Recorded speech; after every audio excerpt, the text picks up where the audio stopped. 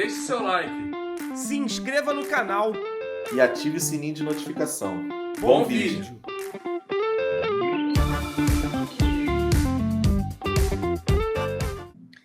Cara, eu sempre que eu vou fazer qualquer tipo de análise, Renan, eu tento ponderar sempre o pró e o contra. Eu tento separar o seguinte, a razão da emoção. O que a minha emoção diz, Renan? Eu não traria o Danilo, porque eu acho que tem algumas cenas e alguns episódios na carreira de um atleta que ele fala muito mais sobre o atleta do que necessariamente sobre... Perdão, fala muito mais sobre a pessoa do que sobre o atleta. Eu fico imaginando o Danilo batendo boca com um torcedor do Flamengo porque não gostou de algum tipo de cobrança, como aconteceu na seleção brasileira. Só que isso não pode pautar o meu raciocínio de pensar um pouco mais com a razão. O que a minha razão diz? Cara, a gente está falando de um atleta de 33 anos que passou mais de 10 anos atuando na Europa, tá? Um cara que é versátil, joga tanto como zagueiro quanto como lateral. É um cara que muita gente diz que não é ofensivo, mas para mim é ofensivo. Eu acho que ele só não tem isso como uma característica marcante, mas é um jogador que consegue atender esses requisitos. Não acho que ele vem para ganhar um caminhão de dinheiro. Eu acho que a mesma história que aconteceu com Davi Luiz, Rafinha, Felipe Luiz, um monte de jogador que saiu da Europa depois de muitos anos e veio para cá, é a realidade que eles vão vir para ganhar ali seus 1 milhão, 1,5 milhão nessa casa. Então, irmão, a gente abriu uma brecha absurda com relação a salários. A gente não tem mais o Fabrício Bruno, a gente não tem mais o Davi Luiz, a gente não tem mais o Gabigol. Só aí a gente abriu uma brecha insana. O Danilo, cara, muita gente vai falar, porra, mas é velho. Todo mundo falava a mesma coisa do Alexandro, cara. E o Alexandro chegou e deitou.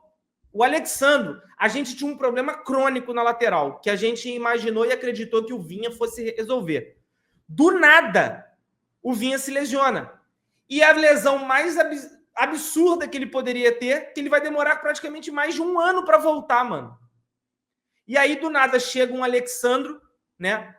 A vinda do Alexandre é muito condicionada por essa lesão, assim como a do Michael, assim como a do Plata, pelas lesões do Cebolinha e também do Luiz Araújo. Então, as lesões condicionaram o Flamengo a fazer determinadas contratações. E o Alexandre chegou aqui deitando, cara. Aí eu vou te fazer uma reflexão, Renan. Não é assim, eu odeio comparações.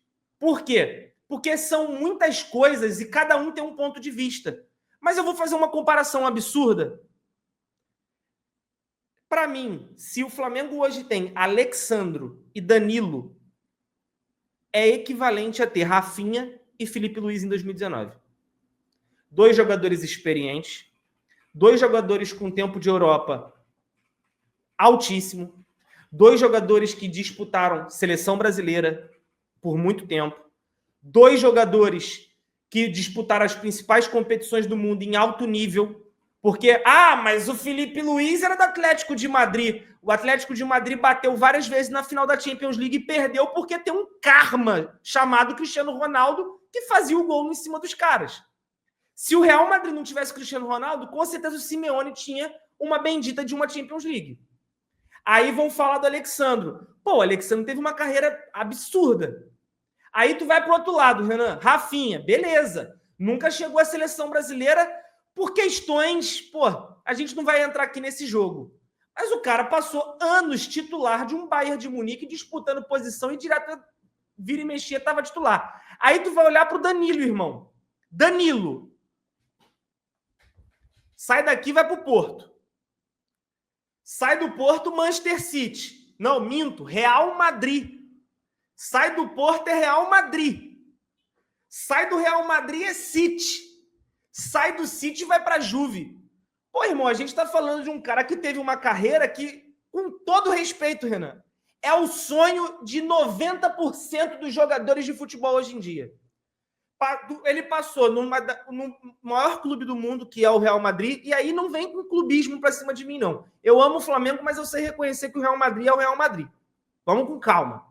A gente está falando de uma das maiores potências dos últimos anos, que é o Manchester City, E a gente está falando de um dos times mais tradicionais da história da Europa, que é a Juve. Pode não ser a mais relevante, mas é uma das equipes com maior tradição, que já abraçou diversos e inúmeros jogadores históricos. E, inclusive, os dois jogaram juntos lá. Então, assim, cara, eu não acho loucura trazer o Danilo. O meu emocional diz que não, por conta desse episódio isolado, e eu acho que isso representa uma parada que não me agrada. Mas, ao mesmo tempo, o que joga a favor dele? Tudo isso que eu falei, ele é um capitão experiente, é o cara que puxa a responsabilidade, é o cara que está ali no vestiário. Isso faz falta no Flamengo, faz falta. A gente sabe da importância desses caras. A gente tinha um que foi embora, o Davi Luiz. Aí eu te pergunto, Renan, e aí o Wesley não vai embora? Tu imagina o Wesley pegando experiência com esse cara. O cara vai ter Alexandre, Felipe Luiz e Danilo, literalmente os últimos laterais da seleção brasileira, pô. Você entende o contexto que o Flamengo pode estar inserido? Aí tem um outro contra. Qual é o outro contra? Ele ainda é convocado. Mas aí, se você consegue manter o Wesley, e aí ou você perde o Wesley, com esse dinheiro tu consegue trazer um outro jogador, pô, irmão, que eu não considero o Varela. Não consigo considerar, que também é convocado. Para mim, a manutenção do Varela ela é pura e simplesmente por um acaso. Se você perde ele, tu vai ter que ir desesperado no mercado, e o valor de mercado dele para você conseguir repor é irrelevante. Tu não vai vender o Varela por 10 milhões, tu vai vender ele por 3, 4 milhões e meio. Isso é irrelevante. Aí entra um ponto. Parece que o River fechou com o Montiel por 4 milhões e meio.